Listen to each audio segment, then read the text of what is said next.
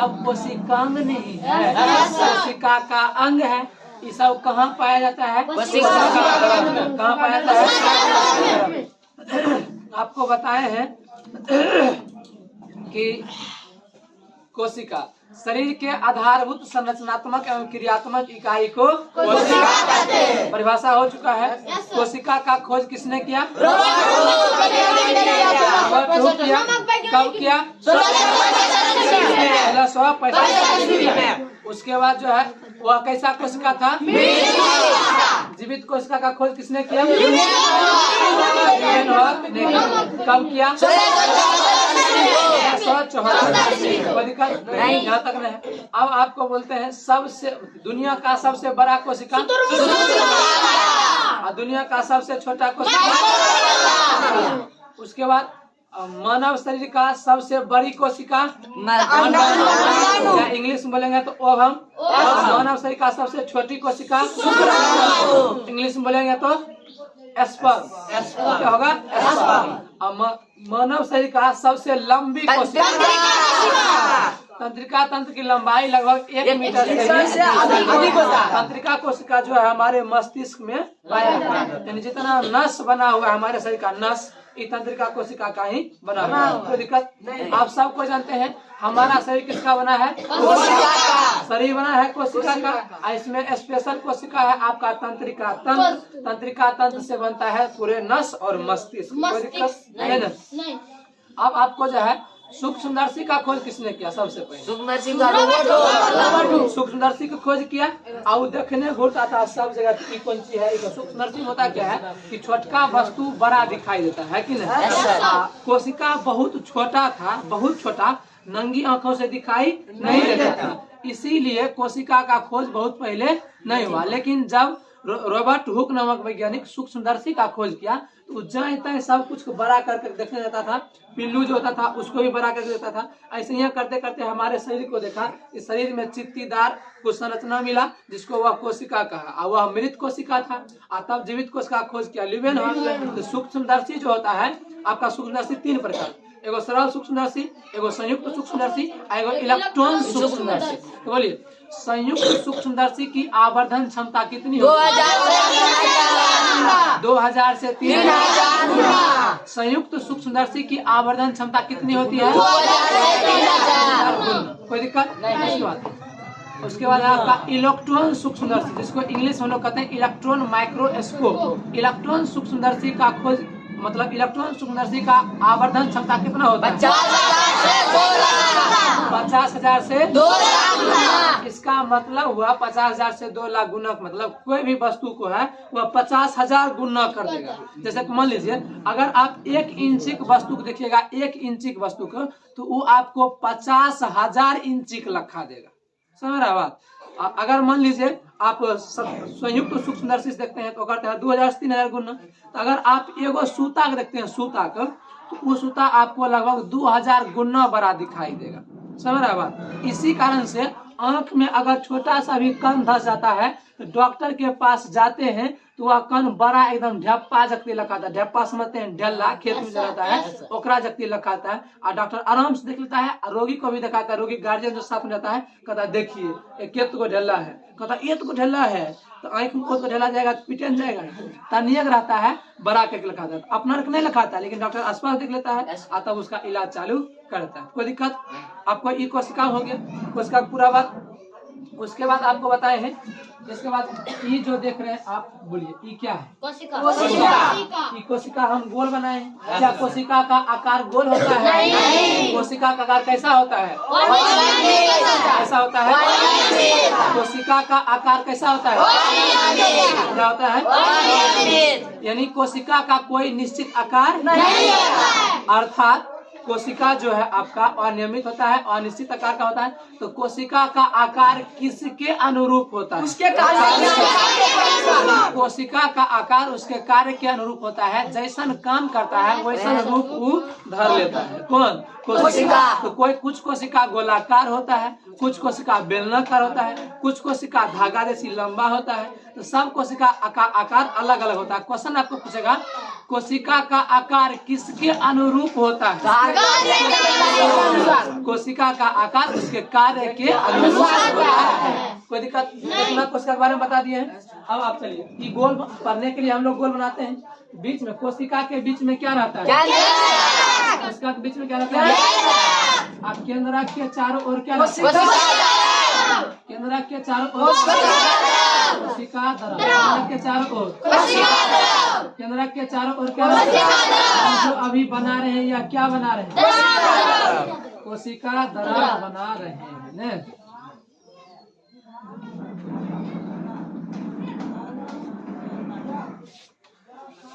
चलिए, कोई दिक्कत? आप कहिएगा सर जी आप तो बोले हैं कोशिका इतना छोटा होता है कि उसको हम नंगी आंखों से देखे नहीं सकते हैं, ये तो क्या ना बना दिए? ये तो बनाए हैं आपका जो है कोशिका छोटा होता है और उसको जूम कर करके, जना कि आप मोबाइल में देखते हैं ना, तो आँख है ना तो जूम करके देखते हैं। आँख न हमारा फुंसी है तो ना जूम देखते हैं, मोबाइल नंबर होता है, वैसे कोशिका को जूम करके यहाँ बनाए। कोशिका बहुत छोटा होता है, अपना नंगी आंखों से नहीं देख सकते हैं, उसको सूक्ष्मदर्शी से देखना पड़ता है। उसका बड़ा फोटो बनाए हैं ताकि पढ़ने में आसानी हो। ठीक है, देखिए तो कोशिका जैसे आपका ये हो गया, ये बीच में देख लीजिए ढप्पा जैसे संरचना है, वो केंद्रक कहते हैं, इसको कहते हैं कोशिका द्रव। तो आप देखिए ये जो है ये है आपका कोशिका द्रव, कोशिका द्रव। और उसके बाद आप ये जो देख रहे हैं ये आपका क्या है? केंद्रक। क्या है? केंद्रक। ई केंद्रक और ई कोशिका द्रव, ये दोनों को सम्मिलित रूप से यानी कोशिका द्रव प्लस केंद्रक द्रव, ये दोनों को सम्मिलित रूप कहते हैं जीव द्रव। क्या कहते हैं? जीव द्रव को इंग्लिश में कहते हैं प्रोटोप्लाज्म। जीव द्रव इंग्लिश में आप केंद्रक को इंग्लिश में कहते हैं न्यूक्लियस। क्या कहते हैं? न्यूक्लियस। आप कोशिका द्रव को इंग्लिश में कहते हैं साइटोप्लाज्म। क्या कहते हैं? साइटोप्लाज्म। कोई दिक्कत? अब तो आपको बता दिए हैं कोशिका को। अगर आप ऐसे एग्जांपल देखना चाहते हैं कोशिका कैसा होगा, आप लोग घाव देखें।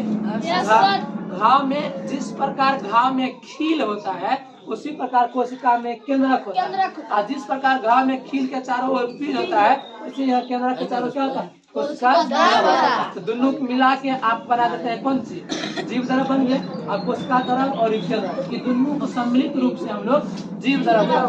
कोई दिक्कत नहीं। आप देखिए घाव में जना देखते हैं घाव छू लेता है पपड़ी बदलता है, पतला पपड़ी, और ऐसे कोशिका के ऊपर एगो पतला पपड़ी रहता है जिसे कहते हैं कोशिका झिल्ली। क्या कहते हैं? कोशिका झिल्ली। क्या कहते हैं? कोशिका झिल्ली। ये जो हम अभी बना रहे हैं या क्या है?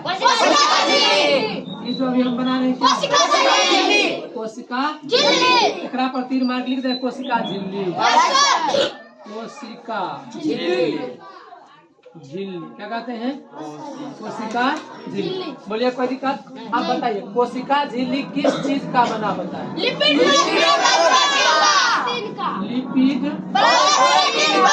प्लस प्रोटीन का बना होता है।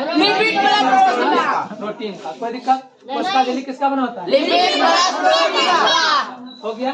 अब उसके बाद देखिए आप जंतु कोशिका हो या पादप कोशिका, चाहे जंतु कोशिका हो या पादप कोशिका। पादप मतलब पेड़ पौधा, विद्यार्थी पादप नहीं बुझने आता है। पादप मतलब पेड़, जंतु मतलब गाय भैंस सब होता है। ठीक है, जंतु प्लस पादप दोनों में किसी का कोशिका होगा ना तो उसमें कोशिका झिल्ली अवश्य ही होगा। कोई दिक्कत? उसमें कोशिका झिल्ली क्या होगा? अवश्य होगा। लेकिन पादप कोशिका में कोशिका झिल्ली के ऊपर एक मोटका आवरण रहता है। पादप कोशिका में क्या कर रहा है? चलिए कोशिका झिल्ली जो है आपका कोशिका झिल्ली के ऊपर एक मजबूत आवरण रहता है। ठीक है, कौन कोशिका? पादप कोशिका। अपना गर्मी लगता है तो सब कुछ खोल लेते हैं, शर्ट खोल गंजी पहनते हैं, और ठंडी लगता है तो एकदम आराम से कंबल रजाई जैकेट सब ओढ़ लेते हैं। लेकिन बताइए पेड़ पौधा जखन ठंडी लगेगा तो कुछ ओढ़ने के लिए है? कोई ना मारेगा तो उसको चोट से बचाने के लिए है? नहीं। इसीलिए उसके कोशिका झिल्ली के बाद मजबूत आवरण पाया जाता है चारों ओर।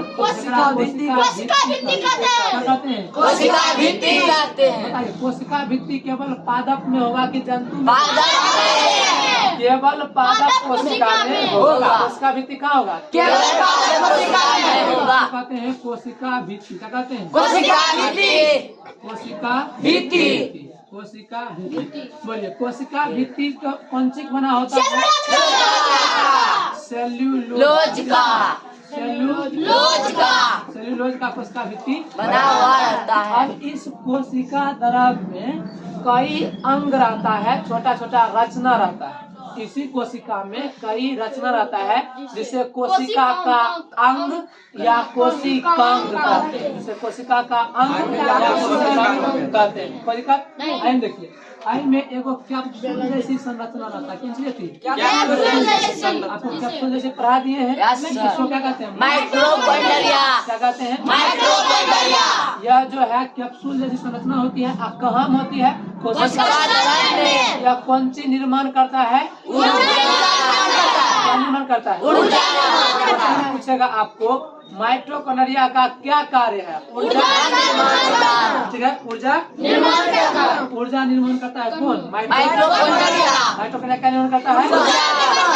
अब जो ऊर्जा निर्माण करता है, ऊर्जा कहते हैं पावर या शक्ति, इसीलिए यह ऊर्जा निर्माण करता है, इसीलिए इसको कहते हैं ऊर्जागिरी। क्या कहते हैं? ऊर्जागिरी। जय घर में ऊर्जा बनता है उसे ऊर्जागिरी कहते हैं। वैसे यह घर में ऊर्जा बनता है, घर को कहते हैं ऊर्जागिरी। तो क्वेश्चन पूछेगा, कोशिका का ऊर्जागिरी किसे कहते हैं? माइटोकॉन्ड्रिया को। अब फिर क्वेश्चन पूछेगा कि कोशिका का पावर हाउस किसे कहते हैं? हिंदी में ऊर्जागिरी, इंग्लिश में पावर। क्वेश्चन 2 नंबर में पूछता है लघु उत्तरीय प्रश्न में कि माइटोकॉन्ड्रिया को कोशिका का ऊर्जागिरी या पावर हाउस कहते हैं क्या? तो कहेंगे माइटोकॉन्ड्रिया में ही ऊर्जा का निर्माण होता है, इसीलिए माइटोकॉन्ड्रिया को कोशिका का पावर हाउस या ऊर्जागिरी कहते हैं। कोई दिक्कत नहीं। क्वेश्चन पूछेगा, माइटोकॉन्ड्रिया में जो ऊर्जा निर्माण होता है वह ऊर्जा किस रूप में संचित होता रहता है? तो कहेंगे एटीपी के रूप में। किस रूप में? एटीपी के रूप में। किस रूप में? एटीपी के रूप में। किसी को कोई दिक्कत नहीं। ये हो गया माइटोकॉन्ड्रिया। उसके बाद आपको माइटोकॉन्ड्रिया के बाद बताते हैं गोल्जी बॉडी। क्या है?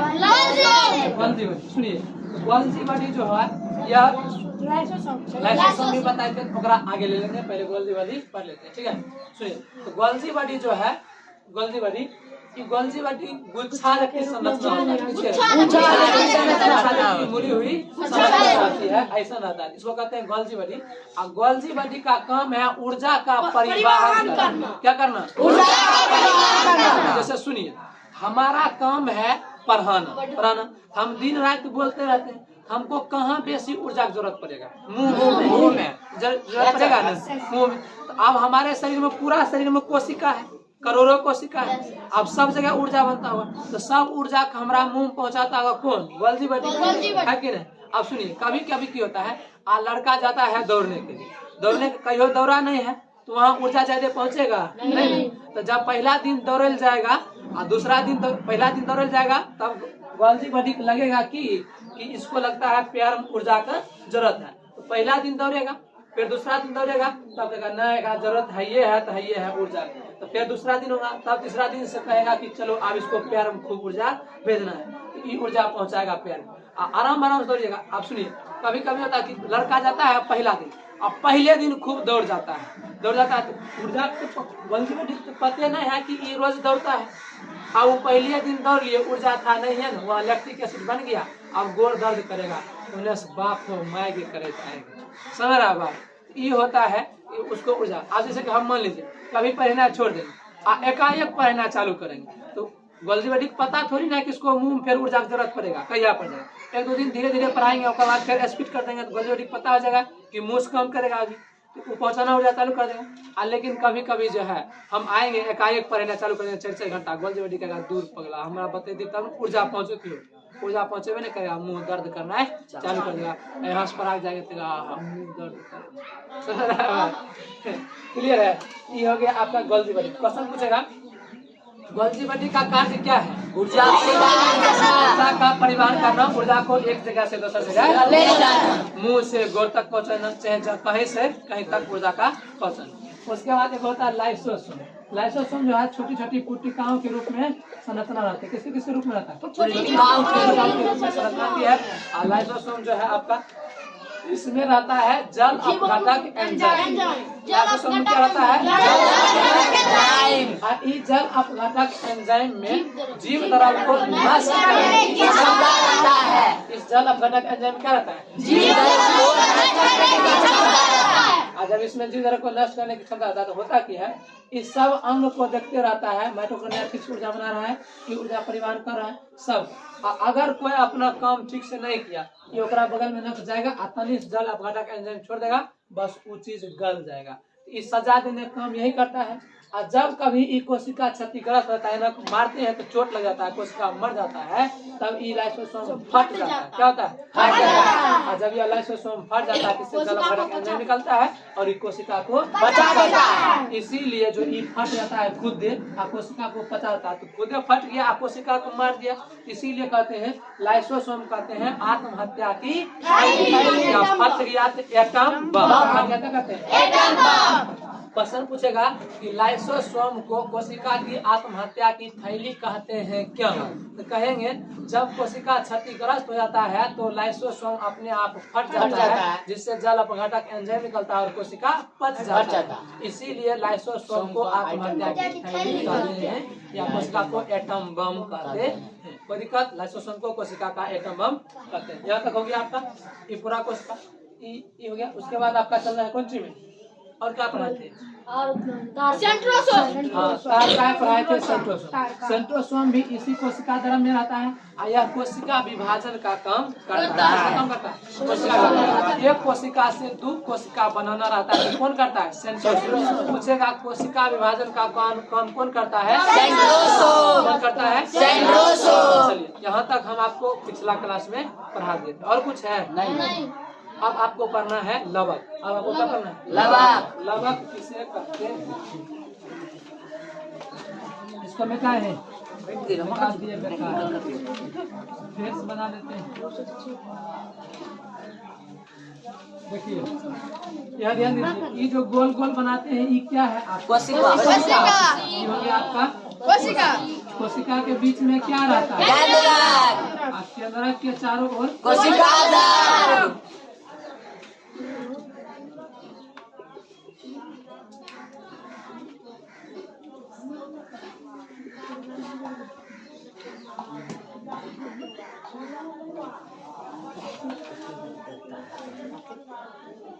चलिए ये हो गया कोशिका द्रव।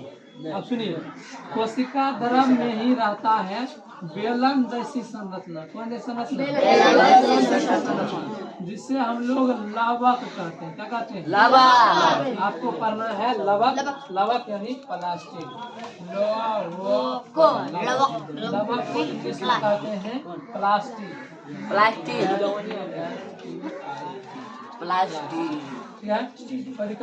कहेंगे कोशिका द्रव में बेलन जैसी संरचना रहती है जिसे लवक कहते हैं। कोशिका द्रव में बेलन जैसी संरचना रहती है जिसे लवक कहते हैं। कोई दिक्कत नहीं। लवक कहाँ रहता है? कोशिका द्रव में रहता है। कोशिका। अब सुनिए, यहाँ लवक जो होता है 3 प्रकार का होता है। तो कहेंगे there are 3 types of plastic.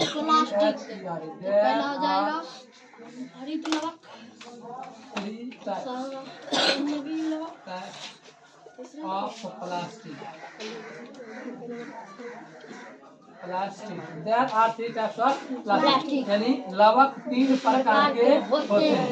पहला प्रकार आपका है हरित लवक। क्या है? हरित लवक। हरित लवक को इंग्लिश में कोई बताइए क्या कहते हैं? हरित उस क्लास से हरित लवक को इंग्लिश में क्या कहते हैं? क्लोरोप्लास्ट। और दूसरा होता है आपका वर्णित लवक, क्रोमोप्लास्ट। और दूसरा आपका होता है अवर्णित लवक, जिसे कहते हैं ल्यूकोप्लास्ट। लिखिए, लवक लिख कर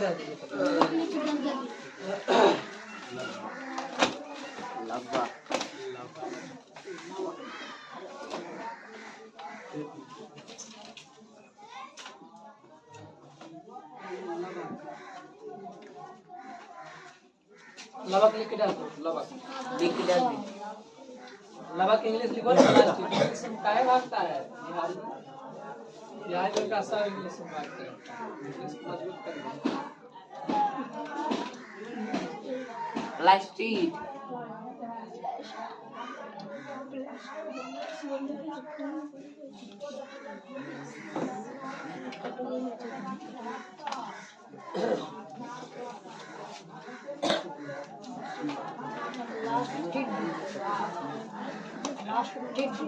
लिख लिया हाइट लवक। Yes, sir. हाइट लवक इंग्लिश में कहते हैं कलरो प्लास्टिक, CHLOROPLAST,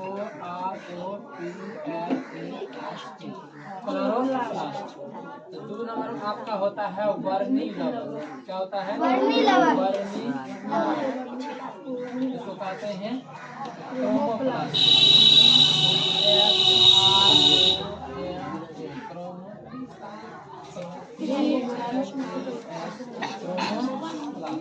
तीसरा आपका होता है अवर्णी लवक। अवर्णी इसको कहते हैं ल्यूकोप्लास्ट। Leukoplast leucoplast. कोई दिक्कत?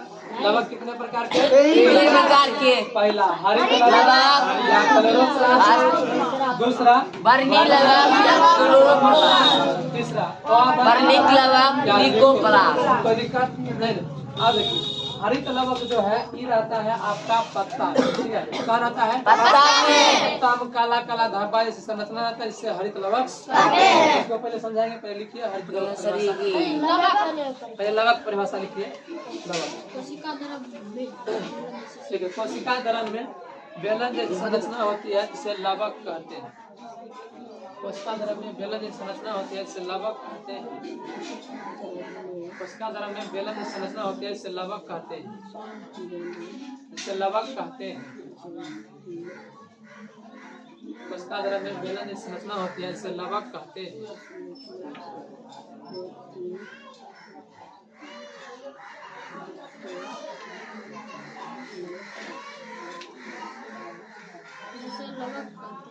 कोशिका दरन में बेलन जैसी संरचना होती है इसे लवक कहते हैं।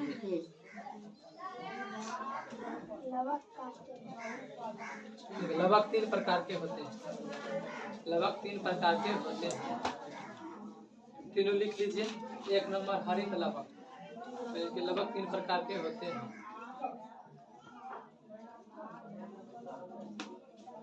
लवक 3 प्रकार के होते हैं। 1 नंबर हरित लवक क्लोरोप्लास्ट, CHLOROPLAST, क्लोरोप्लास्ट। 1 नंबर हरित लवक। इंग्लिश ना छोड़िएगा, इंग्लिश में लिखते जाइएगा।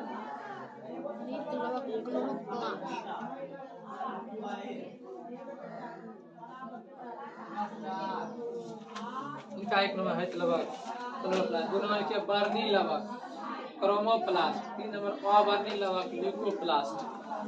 3 नंबर अवर्णी लवक ल्यूकोप्लास्ट। अवर्णी लवक ल्यूकोप्लास्ट।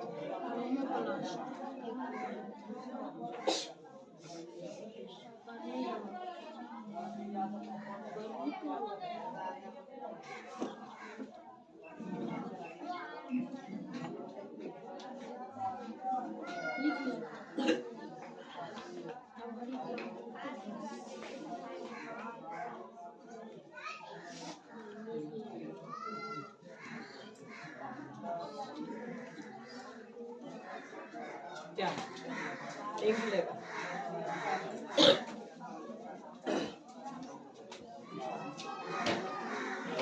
लिख लिया हरित लवक।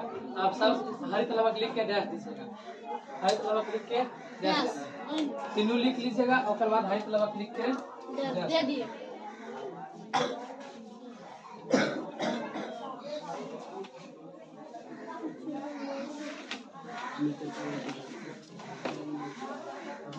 देखिए आपको पढ़ना है हरित लवक हरित लवक क्लोरोप्लास्ट।